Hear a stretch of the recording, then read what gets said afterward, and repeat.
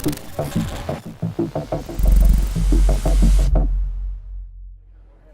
it's Matt Stevenson. Welcome to Threat Vector. We are at RSA 2019, and now international superstar Thom Langford. We got big news. You may be familiar with Thom from previous videos and podcasts and all kinds of weirdness, but you are no longer that same Thom Langford. What's going on? No, I set up my own consultancy, TL2 Security. You need to check it out, TL2security.com, Twitter and the web. And email. Right to shameless plugs. It Doesn't does, even do absolutely. anything first, just the commercial. A man's got to earn a living now. I was unemployed. I had to do something, you know. So yes, it's sort of strategic consultancy, virtual CISO, advocacy, public speaking, all the stuff I really enjoy anyway. So that's and now you have to pay money for it. So that's what I'm doing now. So why make that move? Given your history, you're the guy that we've been going to talk about risk for the last few years. Obviously, you've been a CISO for a while. Why make this move now and go out there just all by yourself? A number of reasons. I mean, part of it was time to just set up a new company. You know, my time had come to an end at my previous place. And the more I set it up, the more I actually thought this could be a real thing. This could actually work. It was going to be almost like I don't want to say a hobby, but like I said, the more I thought about it, the more time I invested in it, the more I laid out what I could offer, and to be blunt, potentially make a living out of it. I thought this could actually work. You know, I've got something that people want, and so far it's generated a lot of interest. I signed my first contract in Paris last week, so not only is it a new company, it's a new international company. So it seems to be all going in the right way, and we'll see what happens. We're in coming up on the first anniversary of GDPR. So in a post-GDPR world, we are looking at California implementing their version of that next year. How is privacy affecting the things that you are doing and businesses in general? What have you seen in the past year now that it's on the books? So I think the big problem with GDPR and all of those regulations, the California one, etc., is that people freak out a little bit. They misunderstand. They think they have to do something fundamentally different in order to carry on doing business, etc. And I think that's been proven wrong on a number of times. So, you know, if you were never able to look your customer in the eye and tell them what you're doing with their data without feeling a little sort of touch of shame, then you're doing things wrong anyway, right? And secondly, I think if you have any kind of semi-decent information security program, you're doing all the right things anyway. You're protecting the data, etc. You know, and there's not a huge amount of things you have to do in order to be compliant. You just have to make sure you're using the data for the right reasons. Ergo, the first point, don't be ashamed about what you do with your customer data.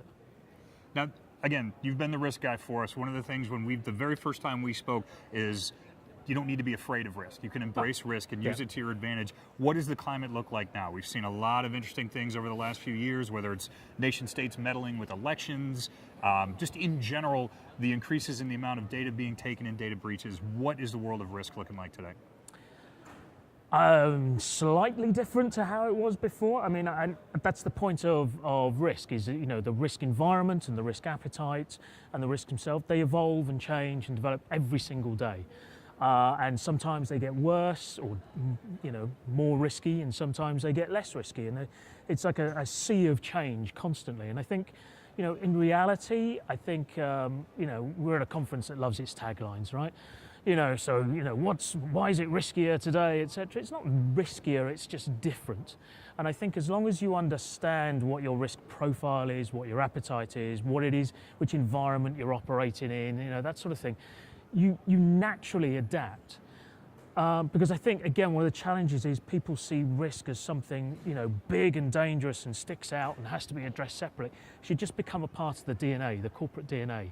This is how we work in changing and differing climates. This is how we work when things, you know, get riskier, get less riskier, etc. It needs to be a part of how the business does its business, not, oh my God, something's happened, we need to change. Yeah. So you've been in the business for a long time, security, all kinds of different things. With everything you've seen with regard to technology and training and culture, is a preventative security posture possible? A preventative security posture. Sounds to me like a... Is that marketing nonsense? Yeah, I think that sounds like the business prevention unit. something that sits there trying to stop people from doing stuff, from Yes. getting their job done. I like the business prevention. Yeah, you know who you are. The preventative security model. All right, let's knock it down to this. From a security angle, is prevention possible? Yeah, of course it is. It's what we do every day, right?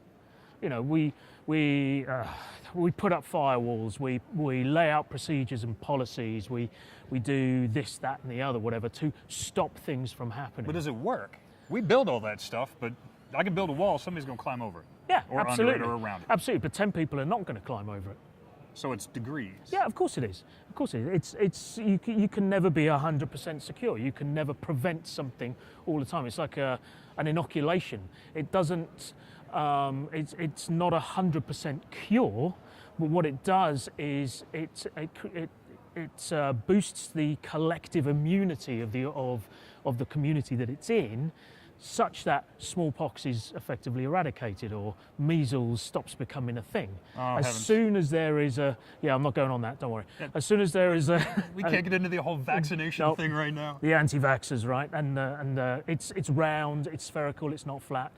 But as soon as you stop doing that preventative stuff, it actually reduces that herd immunity. All right, now let's circle all the way back to shameless plugs, which is what you wanted to open with. People looking for you, where can they find you out in the world? TL2security.com. I'm on Twitter at TL2security, but always at Thom Langford and thomlangford.com. That's Tom with an H. Because it's respectful. Because it's, absolutely.